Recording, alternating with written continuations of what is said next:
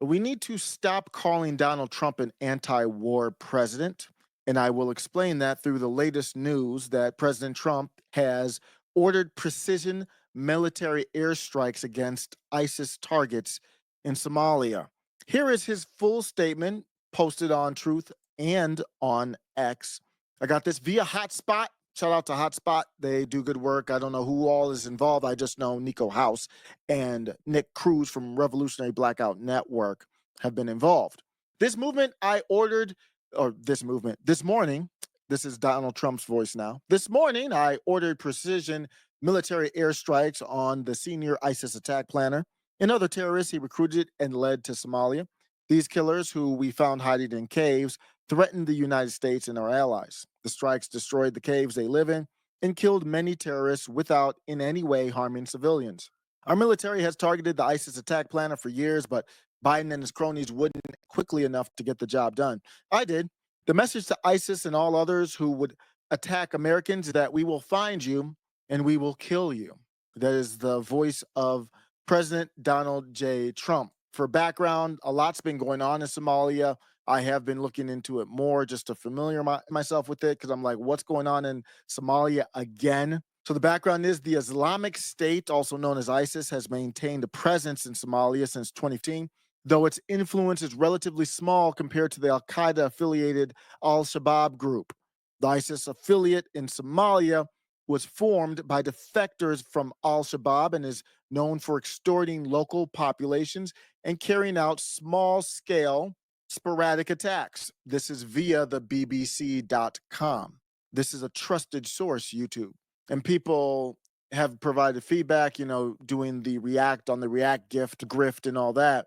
Well, this video is not going to be monetized because we're talking about ISIS openly, terrorists openly.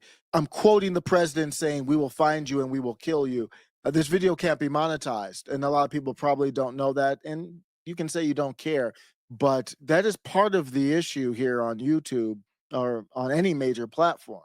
It is easier to talk about Emma Vigeland and Anna Kasparian arguing back and forth and eat off of it, live off of it, get a little bit of money to pay your AI bills off of it, than it is to talk about a real issue directly.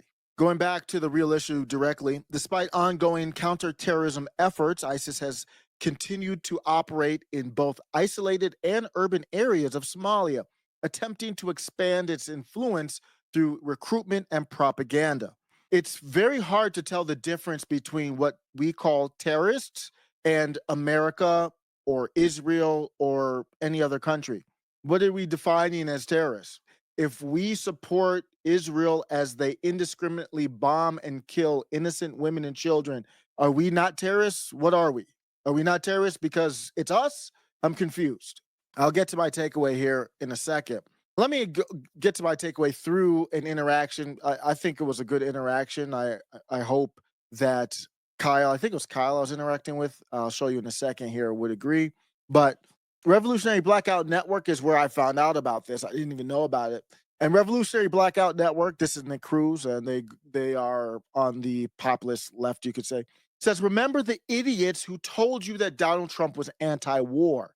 And I agree 100%. He goes on to say, a bunch of morons really thought that some game show host could override. He's being a little disrespectful, but the overall take is legit. And there's no lies here either.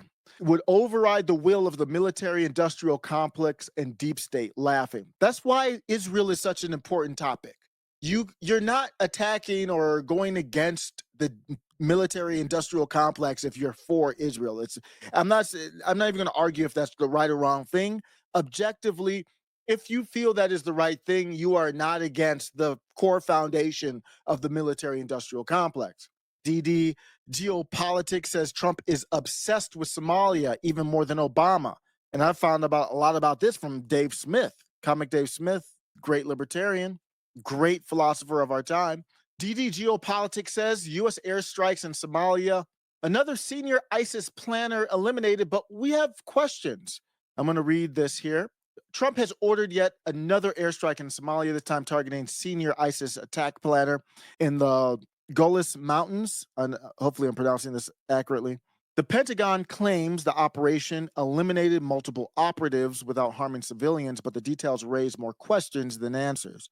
If this is a quote high value target was if this quote high value target was truly a threat, why has the US refused to disclose his name, background, or even role within ISIS?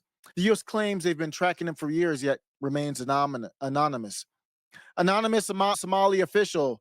The only local confirmation of the strike comes from one unnamed source within the Somali government. No independent investigators or journalists have been allowed access. No independent verification. Reuters, the outlet reporting the strike, could not confirm any of the details. As usual, the Pentagon expects the world to take them at their word. Striking caves in the mountains, caves in quotes. The Golis Mountains have long been a target of U.S. airstrikes based on intelligence with little to no transparency. These rugged areas have been bombed for years with similar claims that ISIS leaders were hiding there. The U.S. playbook in Somalia. For decades, the U.S. has bombed Somalia under the pretext of fighting terrorism. Strikes under Bush, Obama, Trump, and Biden have all followed the same pattern. Unnamed, quote, high value targets eliminated. No concrete evidence or proof provided. No independent investigation allowed, minimal mainstream media scrutiny. In 2019, U.S. Africa Command, AFRICOM, admitted that it had falsely claimed, quote, no civilians were killed in multiple airstrikes, later conceding that they had killed Somali civilians.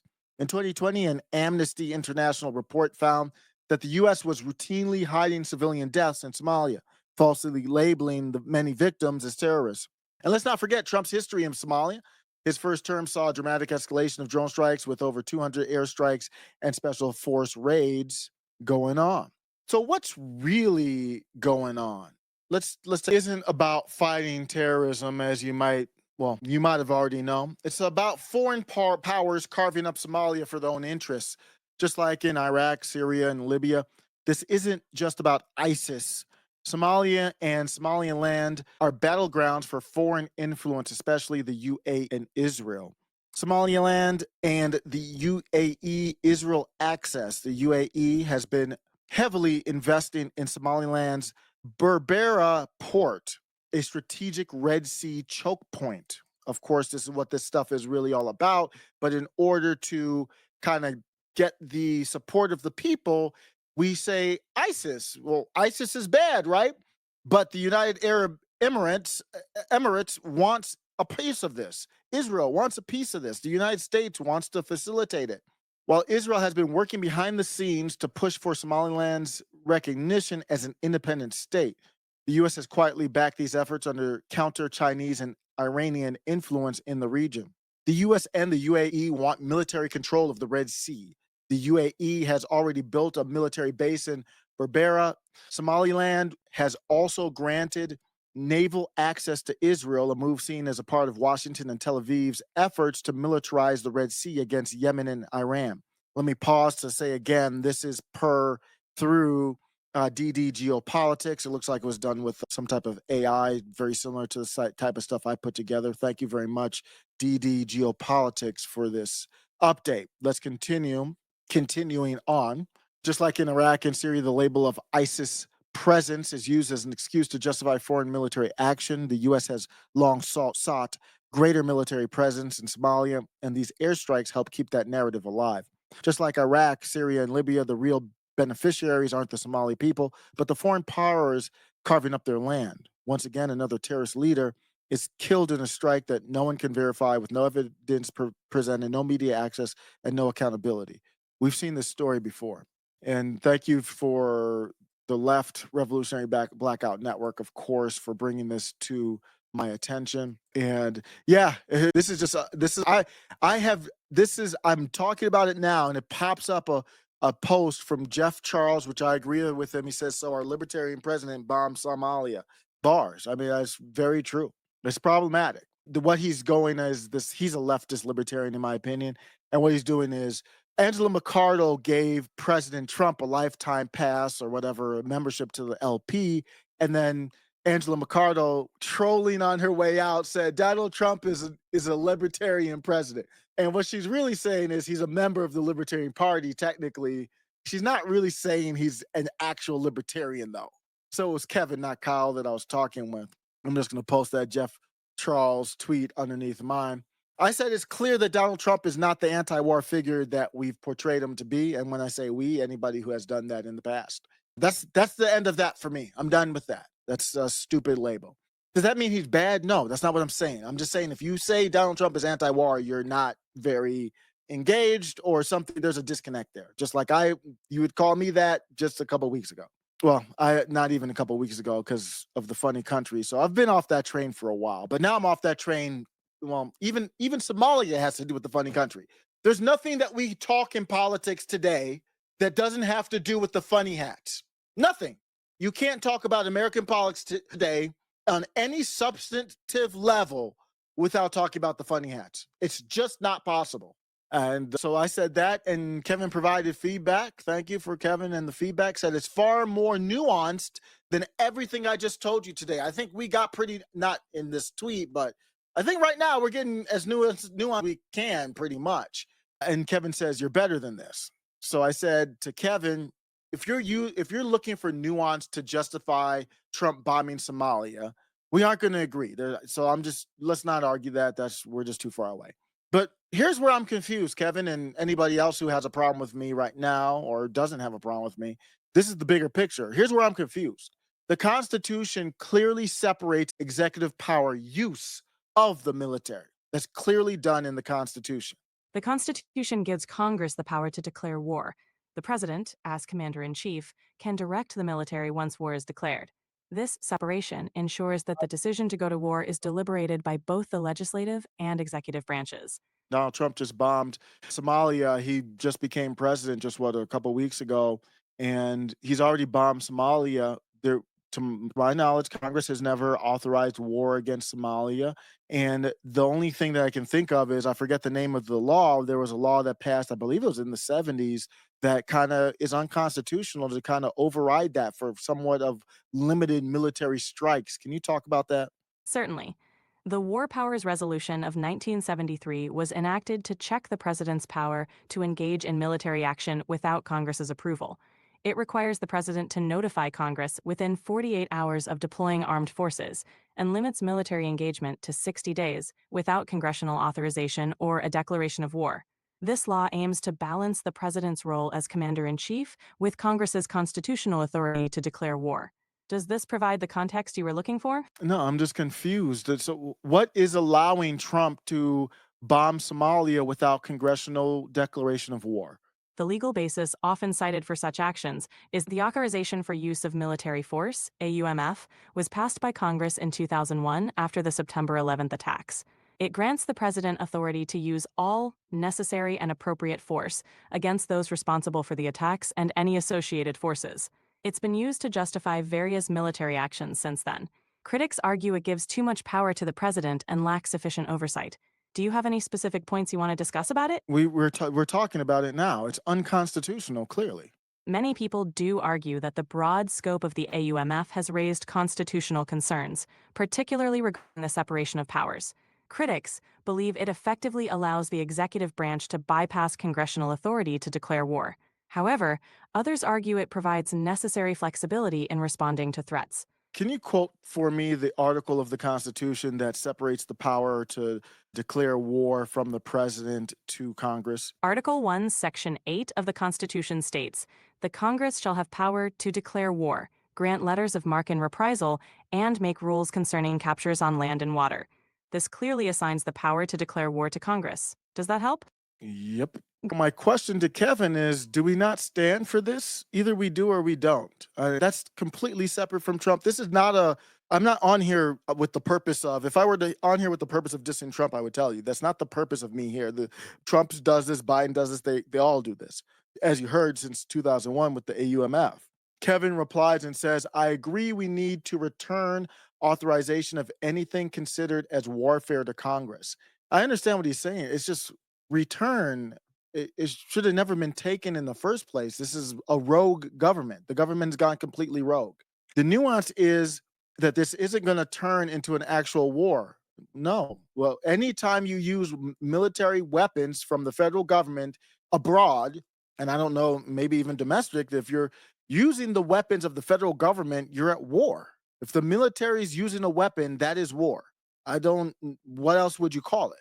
There will not be significant ground troops, civilian casualties, etc. I don't want to hear anything about that. I want nothing. I don't want to hear anything about that.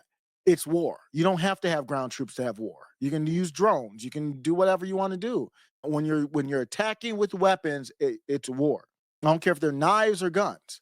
I could argue. This is Kevin again. I would argue against Trump being pro-war and anti-war. So then you agree with me. My only statement was Trump is not anti-war. So I don't know what we're talking about. You agree he's not anti-war. I just don't like generalized reactionary statements. There's nothing generalized or reactionary about my statements. I'm pretty clear here. It's no different than people crying about how much coffee would be for less than an hour when Trump threatened Colombia. What? I don't even understand what that has to do with my take. I just said, well, that means you agree with me. We should not call him anti-war president. That's all my statement is. I mean, that's a weird way to just agree. He said yes and no. No one is truly anti-war. It doesn't. I don't even. It's just the way that social media is set up. You rarely see anybody agree with each other like on a topic like this. Maybe if it's like pizza or something stupid, you might see it. But politics, unless you're like really in the wheelhouse of your stereotypical positions for your stereotypical labels, like right in the bullseye, nobody really agrees. It's just weird. When it's not yes or no. I said he's not anti-war. You agree he's not anti-war. So you agree. They may feel that way in moments of peace, but that always changes when peace and comfort are gone. What does that have to do with Somalia? The whole topic here is Somalia, number one. Number two, that's not war, that's defense. So if a criminal breaks into my house and I go "Gah, gah," and hopefully willingly be able to eliminate the threat, is that called war? No, that's self-defense. I don't even look at war as self-defense. That's why I don't even call the Revolutionary War. I don't even call it a war. I call it self-defense. To me, war is when you're trying to acquire someone else's territory. So when we go to Somalia and we drop bombs, at least for that moment, we're trying to own the territory of the caves or wherever the bombs are dropping.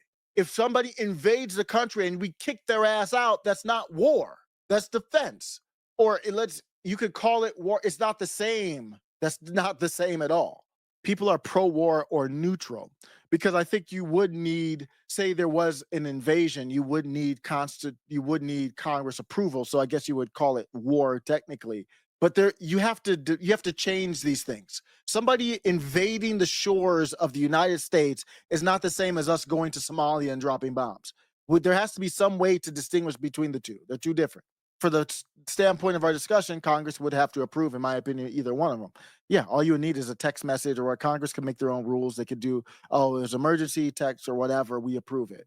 And the president technically wouldn't have to wait. It would be like, hey, we're doing this now, prove it or not, or we're going to stop. I mean, it would be that simple.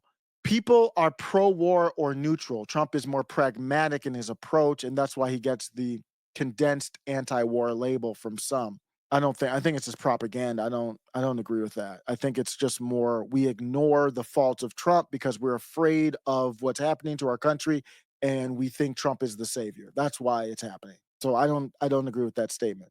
Scenario is the statement that people are that Trump gets the condensed anti-war label because he's more pragmatic. I agree with that. It goes on a case by case basis. He's different on different cases. Scenarios do exist where bombings like this prevent more expansive conflict and casualties. I'm not saying this is the case. I know you're not going to say that about Somalia because there ain't no really defense of it. But we don't know. We don't know what. That if we don't bomb Somalia, that I won't be safe here. That doesn't make any sense. But okay, say we don't know that there's something, whatever. We don't know that there's something that could be happening in Somalia that could directly affect us here, as silly as that sounds. He knows that's silly. That's why he's saying I'm not saying this is the case. What I am saying, back to Kevin, is that it is more nuanced than anti-war or pro-war, and using either is kind of silly, especially when using one label leads others to infer the opposite is true. I don't agree. I'm anti-war, period. I think it's a perfect label for me. Name a place where ask me a question whether you think we should go to war somewhere. Let's say China, Taiwan. Should we no? Iran, Israel, no. Mexico, you no. I fully support self-defense, but I don't support invading to acquire territory. So I would be anti-war. And I said, great discussion. I respect your view, Kevin, but this doesn't work for me. This is my voice now. The president can't justify bombing Somalia without Congress signing off. Congress represents us in every way in DC, but also in war. Facing reelection every 2 years, Congress people, the House, that's why they face reelection every 2 years because they're the ones with the motivation, the incentive to say, I'm going to be reelected. I have to get reelected very soon, every time, every time. That's why Matt Gaetz said, well, you're not really supposed to be in the House for 8 years. He's been in the House for 8 years. That's a long time to always be constantly in reelection. So they have to justify and explain their decision to us because they're up for reelection soon. Senators, it's 6 years. They know we'll forget in 6 months, much less 6 years. Saying we don't know if it's justified, that's what Kevin's take is exactly why Congress must approve it. So you just proved my point because if Congress has to approve it, Trump has to make the case to not just Congress, to the American people, not just a tweet. A tweet's not good enough. A truth post is not good enough. That truth post is not good enough for Congress to sign off. The House isn't signing off on war with that. I guarantee you, if Trump had to publicly justify bombing Somalia and get a congressional approval, there is a 0% chance that that would happen. This is why the left and the right, for a lack of a better term, need to work together. The left brings passion and good intentions, but they don't know logic. They don't understand the Constitution. They don't respect the Constitution. They don't quote the Constitution, even when it justifies their position, because of the origins of white men. Let's just be honest. Revolutionary Blackout Network, Nick Cruz, Nico House. Let's just be honest. That's why you don't quote the Constitution, because it was founded by Christian white men. That's my opinion. Correct me if I'm wrong, because I like these guys. But I'm just gonna say that's why you don't quote it. I have no problems there. So my takeaway is the right. Maybe you would call me on the right. Bring structure to your emotions and legal grounding. I have no problems with that. So I'll bring up the constitutionality and you rally the troops. Together we would be unstoppable. The next clip is ready below. Welcome to After Show Carnage.